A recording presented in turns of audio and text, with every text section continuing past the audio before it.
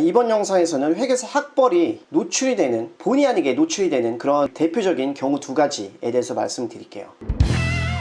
일반적으로 회계사들 사이에서는 학벌에 대해서 서로 묻지 않는 그런 분위기가 있어요. 그만큼 좀 민감한 이슈이다 보니까 이런 분위기가 있는 것 같아요. 다른 업계에서는 어떨지 모르겠지만 최소한 회계사들 사이에서는 학벌이 뭐냐, 어느 학교 나왔냐 이렇게 묻지 않는 게 보통이다 라고 생각하시면 될 것 같아요. 물론 뭐 사람에 따라서는 자기가 뭐 누구의 학벌을 알게 돼서 뭐 떠들고 다니는 사람도 있지만, 이런 사람들은 좀 뭐 이상한 사람이니까 이런 사람들 그냥 무시하고, 전반적으로 회계사 생활을 하면서 학벌이 좀 노출이 되는 그런 경우, 대표적인 경우 두 가지에 대해서 말씀드릴게요.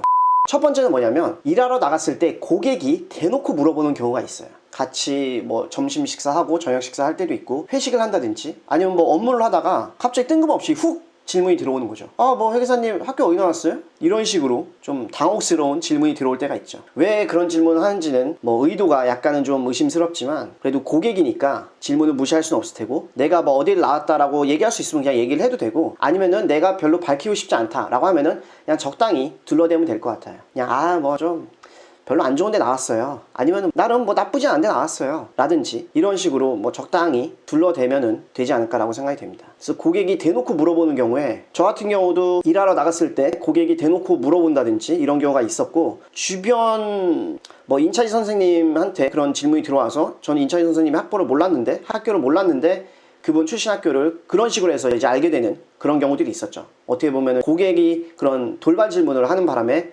출신 학교가 알려지게 되는 이런 상황이라고 볼 수 있겠죠.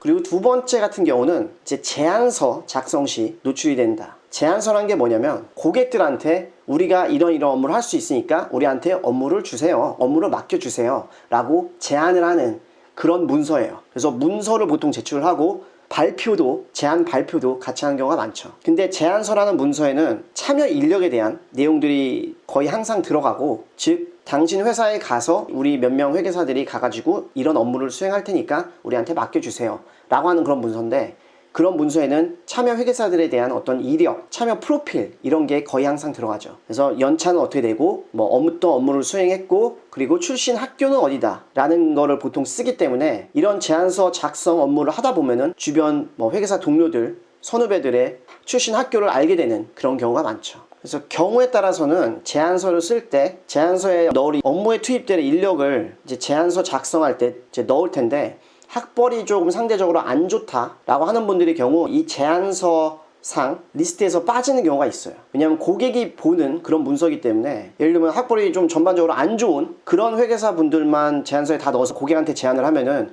고객이 별로 안 좋아하겠죠. 그래서 특정 업무에 있어서는 고객이 어떤 회계사들의 학벌에 민감한 경우가 있을 수도 있고, 아니면 우리는 좋은 학교 나온 사람들 위주로 해가지고 팀을 구성해서 당신 회사에 가서 일을 하겠다라고 좀 어필하고 싶을 때 좀 좋은 학교 나온 분들 위주로 해서 제안서가 작성이 되는 이런 경우들이 있긴 있죠.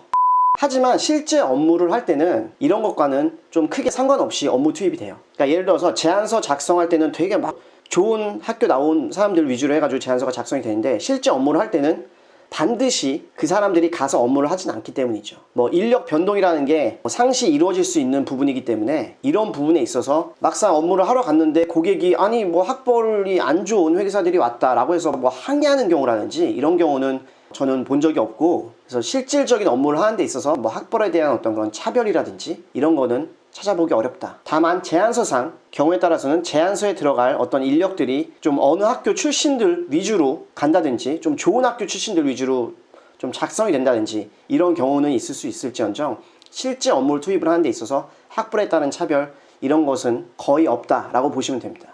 그래서 이번 시간에 알아봤던 거, 회계사 학벌이 좀 노출되는 그런 경우, 고객이 대놓고 물어보는 경우가 있었고, 그리고 제안서 작성 시에 기재가 되다 보니까 노출이 자연스럽게 된다. 그리고 결론은 이에 따라 뭐 노출이 된다 할지라도 뭐 딱히 불이익은 없다. 그래서 본인 학벌이 상대적으로 좀 안 좋다라고 생각이 된다 할지언정, 회계사 시험을 하루라도 빨리 합격을 하는 게 더 중요하지, 내 학벌이 안 좋은데 뭐 좀 어떡할까 이런 거에 대해서 고민할 필요는 별로 없어 보인다라는 게 제 생각입니다. 그래서 이번 내용이 좀 도움이 됐으면 좋아요 부탁드리고, 다음에도 재밌고 유익한 내용으로 찾아뵙도록 할게요.